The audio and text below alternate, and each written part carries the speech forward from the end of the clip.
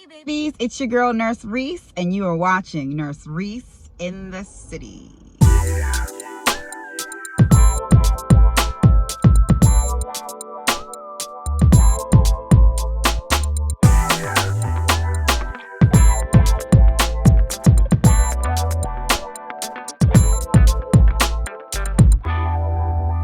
Alright baby, so for this episode, I'm just gonna basically give you guys an update of what's been going on, get you guys up to date with basically, Wilkes University, DNP, and things like that, and answer some questions that I've seen in the comment section. So first and foremost, my apologies for not posting any videos sooner.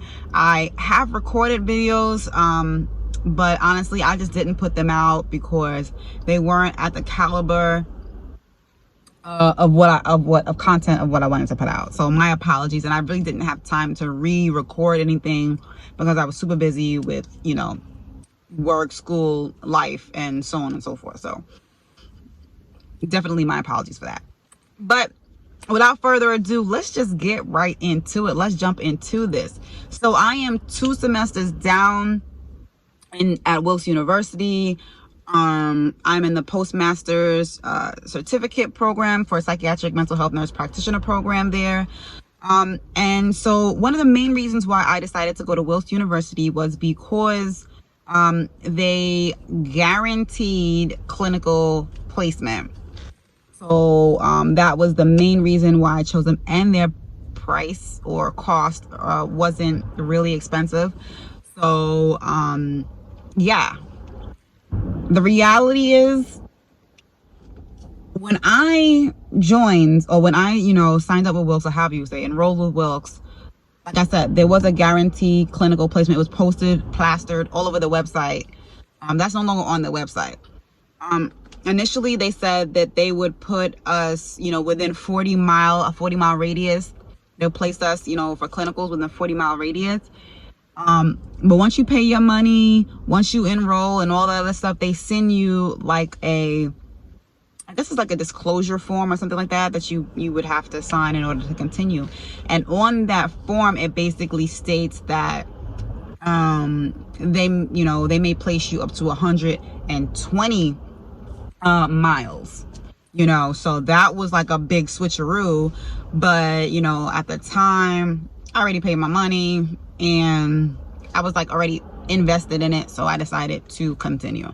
And they were starting a lot earlier than other schools that I wanted to go to. Another school that I did look into was Walden. I wanted to go to Walden, but they weren't accredited for the postmaster cert certificate program. They were waiting for, I guess, whoever it is, to the accreditation or whoever to come to the school and actually go through stuff. COVID had slowed them down. But it appears that, I believe this May 2022, they're going to start accepting enrollees because they are accredited now. Also, another school that I looked into was Maryville. I ended up deciding against Maryville because it just got to the point where they required too much stuff, and I was already accepted into Wilkes. So I just kind of like went with that.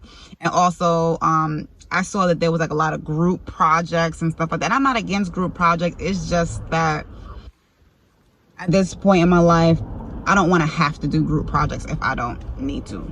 So yeah. So moving forward, let me talk about, sorry, I'm outside and there's a lot of traffic and stuff. So not traffic, this car is going by, I guess it's traffic. Car is going back and forth. So I'm not necessarily looking into the camera. My attention span is kind of short, but I'm going to give you the information that you're looking for. So let's get into it. So like I said, I'm 2 semesters down at Wilkes, and I had to take the 3 Ps. So that includes advanced pharmacology, advanced pathophysiology. I had to do, health assessment, advanced health assessment. And at Wilkes, what they do is you have advanced health assessment, and you also have like diagnostic reasoning. I know some schools combine that and it's 1 course, but at Wilkes, it's 2. So those are the classes that I've taken. And I'm going to talk to you a little bit about those classes and how things are set up. So, first and foremost, I want to tell you guys to join the Facebook groups. join the Facebook groups. And what I think I'm going to do is I'm going to make a blog post. And on the blog post, I'm going to put the links to the groups. So you can go to that blog post and you can find the links to all of the groups. In those groups, you're going to find basically everything that you need to pass the class. Also, there's like a big Dropbox folder that's filled with psychiatric books. The majority of the textbooks that you'll need. It has the purple book, the addendum to the purple book. Jason Kafer, I guess is his name. You know, his guides and books. I think it's Memorable Psychopharmacology. There's a group, they actually are a group on YouTube that coincides with the book. So you'll find that book. I mean, there's so many books in that file. It's ridiculous, to be quite honest. You'll find that there and basically just download it to your computer or download it to your own personal Dropbox. So those honestly are the keys to being successful. Joining the Facebook groups. If you don't have Facebook and you're not your anti-social media or whatever, this is like, if I didn't have Facebook, I would get Facebook to be a part of these groups. Okay? I mean, they are very, very, very beneficial. So definitely join the Facebook groups. I mean, people ask the question. They have asked the questions that you probably want to know. And they've been answered. They reached out to professors and professors have directly answered. So it's very beneficial. All the resources, the study guides, I mean, everything that you really need are in the groups. Also, you may find, you know, a syllabus or two. You can get a head start. So definitely join the Facebook groups, the Dropbox. And again, like I said, those things I will make a blog post about. Okay. As I progress in the program, I'll continue to upload more links, or if actually whatever groups I'm in, I'll basically just post it. Yeah. Get that out the way so you guys can just go there and get what you need. All right, so let's talk about it. Now, all right, so here's another big thing, right? At this school, and I guess it's like at any other school, a lot of the instructors are subjective in their grading.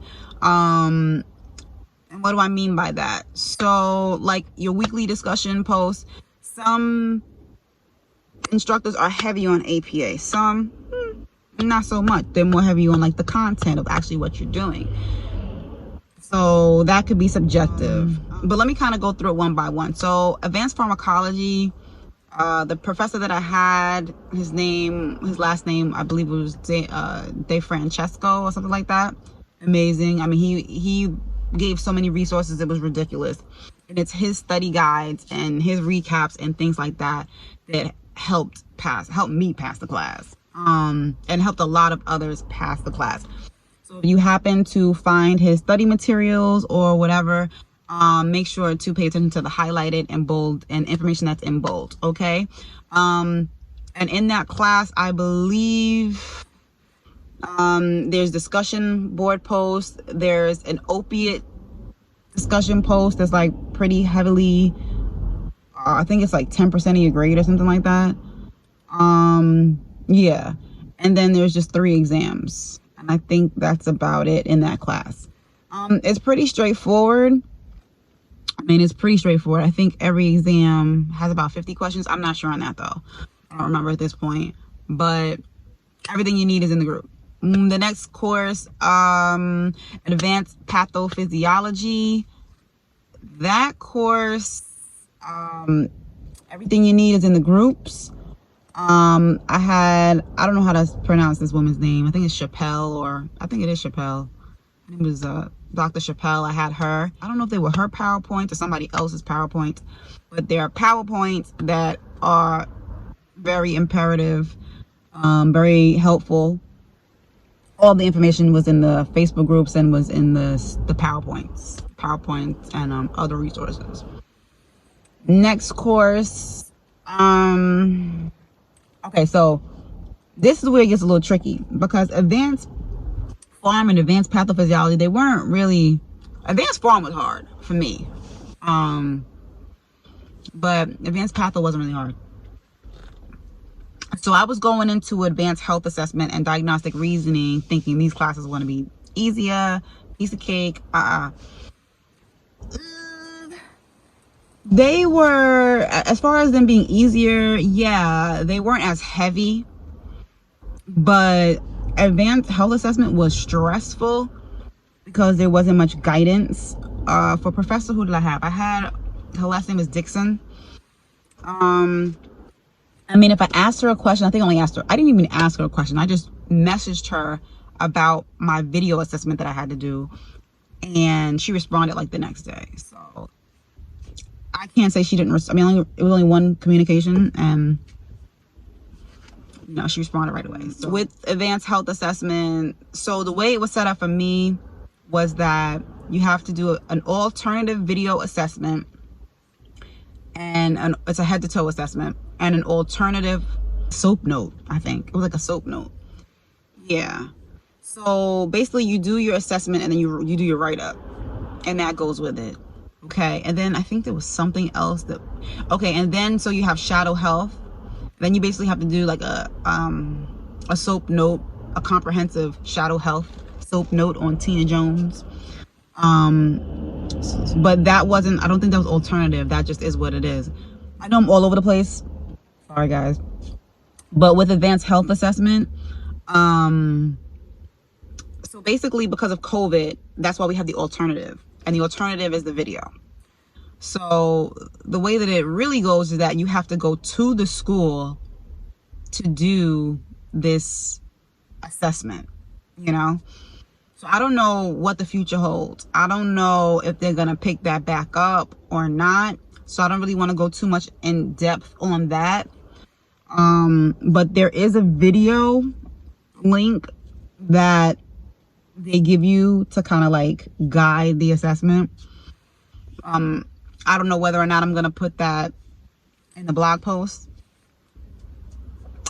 But if it happens to be in a tip section of the blog post, then do with it as you may. Okay. Other than that,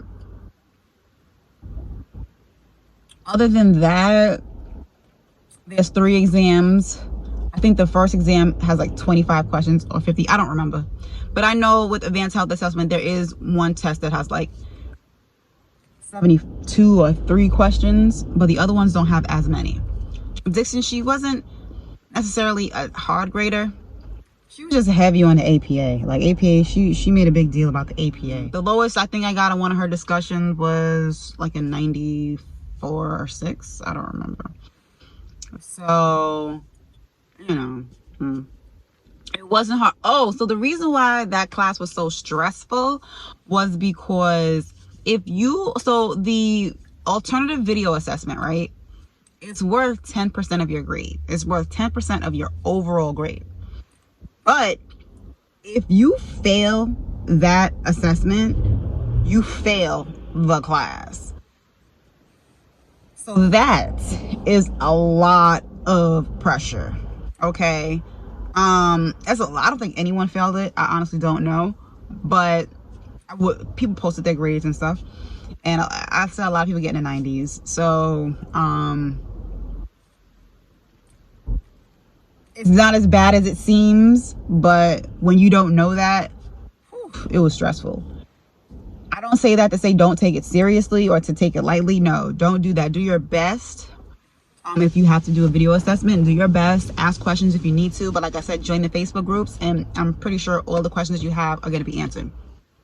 All right. The next class is diagnostic reasoning. And for that course, I think her name is Fragnoa. I don't really know. Something like that. And she was all right. I mean, she was kind of I don't want to say a tough grader. She was kind of like a stickler. I don't know. She was looking for a lot of detailed information type stuff. And she was a very hard grader on the clinical note. So in that class, you have to do exams. There's 3 exams, your discussion board post, and I believe it's just a clinical note. Okay. And the exams there's only like 25 questions, about maybe 40. I don't know this, but there's not that many questions in diagnostic reasoning on the exams. I honestly don't think, I don't remember, but I don't think there's more than like 30 questions on any test. I could be wrong, but there's not a lot of questions. So it's not a lot of questions which means that the questions are worth more. So you really want to make sure that you do well. Now, my professor, Fragnolia, I think that's her name, Fragnoa, she did like weekly recaps or weekly lessons, and those were very helpful for the exam. And there was another professor whose information was very helpful on the third exam. I think her name is Zuby. I'm not really sure, but I know for the third exam, Zuby, her weekly recap and the lesson plan from Fragnoa were very helpful. But for like exam 1 and 2, the lessons plans from Fragnola, whatever her name is all you pretty much needed to study. So really that was all of the classes. I did 4. I have one more semester before clinicals begin. Yeah, so this is going to be a tough semester coming up for me. I think, I don't know, but let's see. But I'm here, I'm plowing through it. We're taking it one day at a time. I'm still super excited, but I'm a little stressed because I am looking for preceptors on my own, because I don't know how it's going to work out with the clinical team. I've seen a lot of people, and when I say a lot because it's too many for, I don't want to say a program that's supposed to guarantee clinical placement. And plus, I don't know when these people joined, but I know as of January 2020, they were guaranteeing clinical placement. I don't know if they stopped guaranteeing clinical placement or whatever, but now they're saying like it's not a guarantee, but we do our best to place you, and you know it's the students' efforts, and you know, making sure that you complete stuff on time and handing things in on time and being proactive, I suppose. But I also saw some people who, I guess they were sent emails that they didn't know nothing about, and they missed deadlines. So I don't know if there's a way for you to have the school's emails, the emails that are sent to you by the school to your school email, to be sent to you like your personal email. I know my other schools, I was able to do that, and I was probably able to get the school email like on my phone. So that might be something you guys might want to look into. Yeah, so right now, like I said, I'm just stressed about clinical placement. For my program, the PMHNP program, we're able to do like 100% telehealth. That's kind of what I'm trying to do. I mean, I would love to be able to do a little bit in person, but I don't really want to do it. I'm be honest, I really don't want to do a lot in person. And I would say, guys, ask me any questions and all, but I'm stressed. Like I'm a little burnt out, and you guys could still inbox me and ask me questions. You know, I'll answer them when I can. But I'm like super focused on school, so I'm not really able to do a lot of videos and stuff like that. I really hope this was helpful if you're thinking about Wilkes.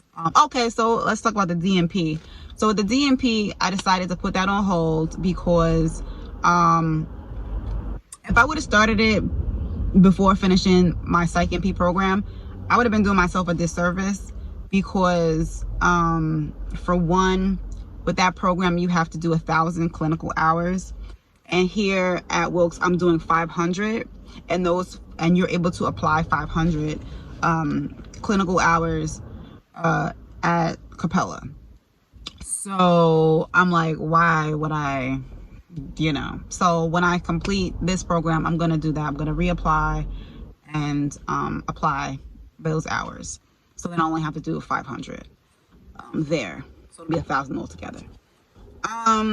Additionally, you know, I kind of did want to get a DNP with a concentration in psychiatric mental health.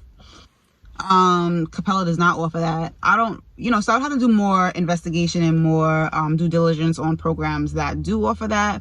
But ultimately, I don't really think it matters.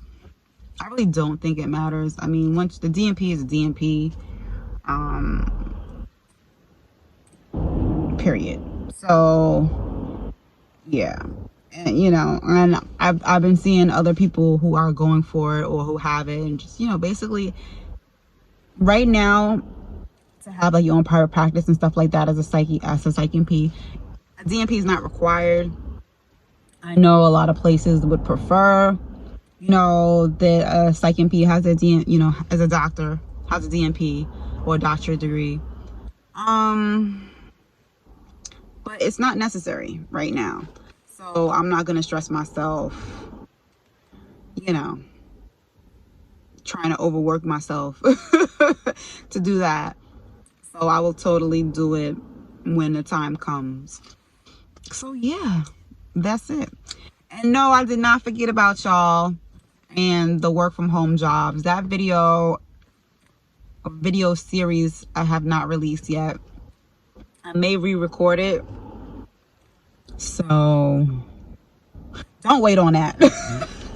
I'm sorry guys, don't wait on that. But other than that, that's really it. So continue to pray for me, guys. Continue to pray for me that I continue to be successful in this program.